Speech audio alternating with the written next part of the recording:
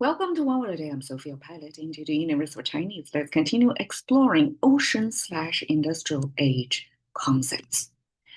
抗议 is today's expression, translated by Japanese scholars about 150 years ago.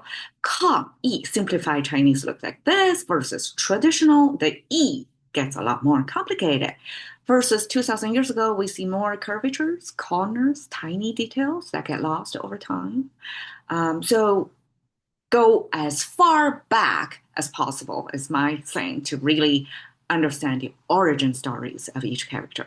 How the language creators, before they face the complex lifestyle of our today's world, how they conceptualize things as what is resist to them, what is even discuss.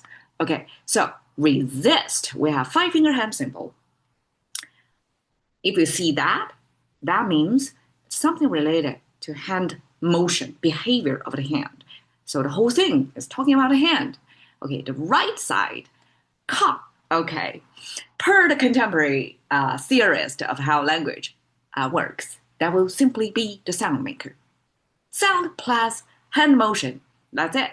I think that's too scratching the surface. It's almost like a lazy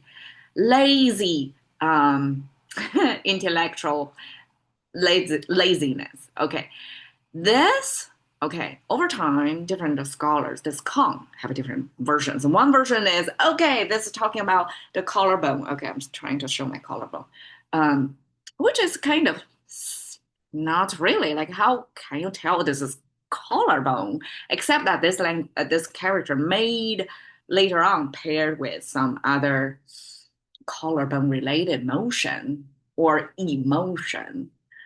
So I trace back an earlier version of this rendering, what that is. It's definitely not a collarbone, as you can see here.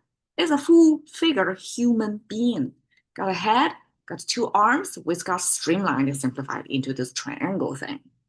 Okay, so head, arms, upper body, and then the lower body. Apparently, this trunk, this torso got lost over time.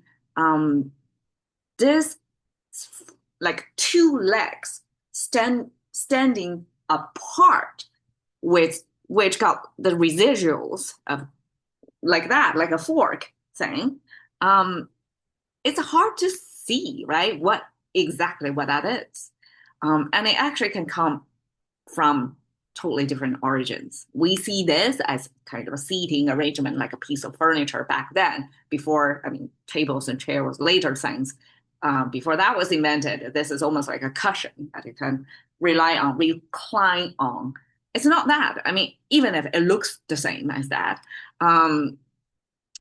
but it came from this. And ancient times here, it got this extra line between the legs. So either it's realistic rendering of somebody who have 2 feet, something connected between the two legs, okay, almost like at ankle level, or it could be abstract. It means pay attention to this full human figure frame, but the attention is drawn on the two legs.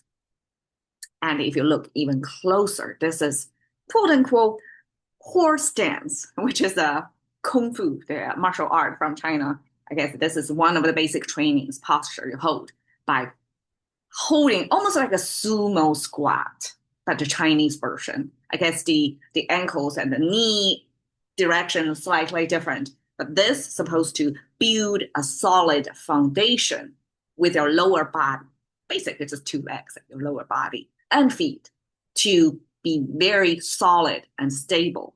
And the reason to take that stance, almost like a horse stance, is because you want to resist. You don't want to give up your right to something or your access to something.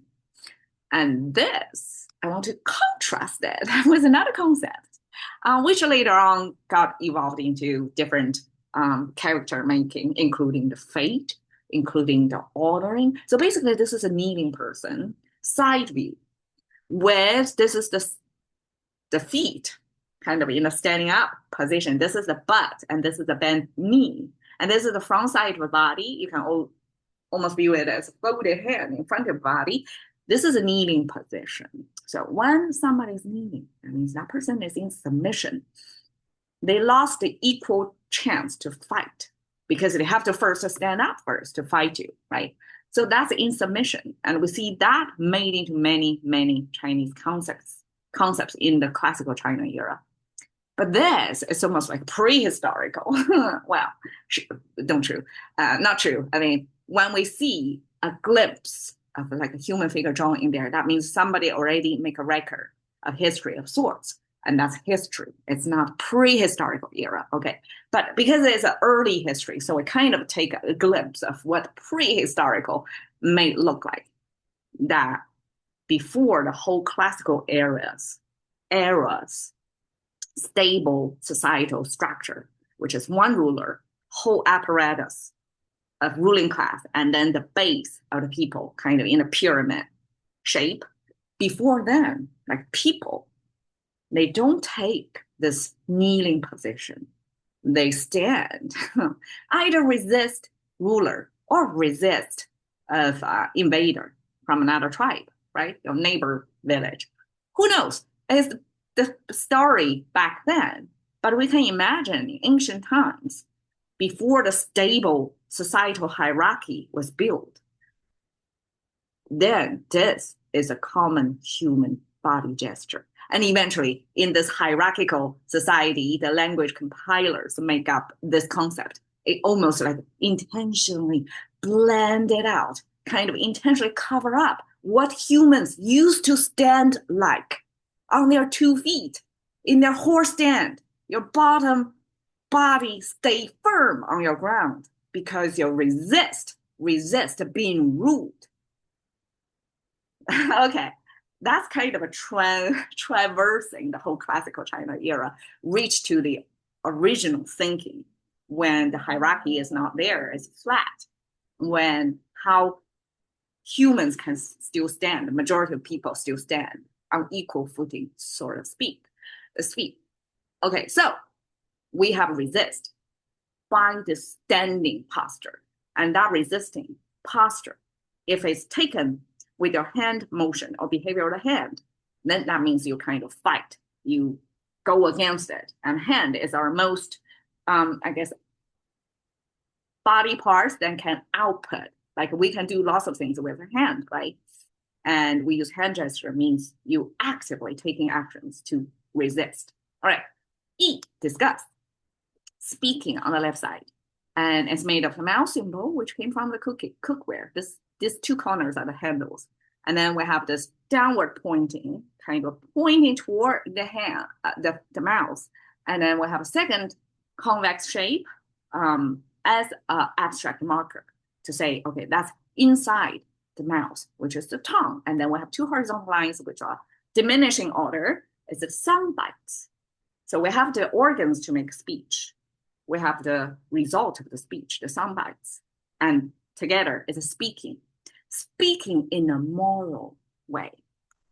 This moral is expressed by the lamb image, which are the horn, 3 rows of fluffy hair. That's the abstraction of Chinese of lamb. And that lamb was ancient's premium meat. So symbolize the best of us.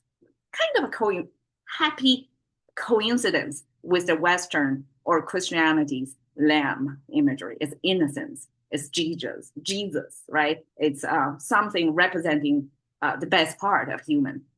So Chinese use the same. I'm not sure if actually, I mean, I didn't dig deeper enough to say why in the, I guess, prehistoric or even early when the world was even supposed to be connected. So this lamb idea was somewhat shared, right? And the bottom is the character me, which are double weaponry hold in both hands. And that's the me or I concept from the point of view of the ruler. For rulers, whoever can be drafted into their military force or whoever can double-handed in peacetime, these are farm tools probably, can be productive farmers either warriors or farmers. Those are useful headcounts toward the ruler. Okay, that's truth for that. Okay, so the lamb, the good quality over the concept of I, that's the moral expectation to try to elevate everybody to be morally to the lamb level, which is the best of human beings. Okay, so this moral plus speaking, morally speaking, is a Chinese definition of discussion, meaning you talk in peace. You have a engaged conversation. Not what discussion is about. It's both ways. Both get heard and both express. So morally talking, and this is resisting by hand.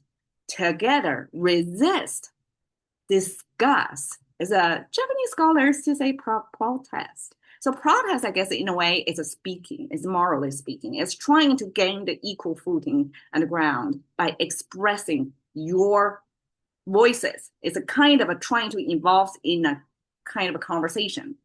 And when the conversation is not heard, then you have to resist. You have to kind of take actions as this, be more visible by gathering into a bigger crowd and, put one single word to say your opinion, to say it loudly, collectively. And that's how Chinese currently inherited the Japanese scholars' interpretation and translation of what protest is. Thank you for your time. See you another day.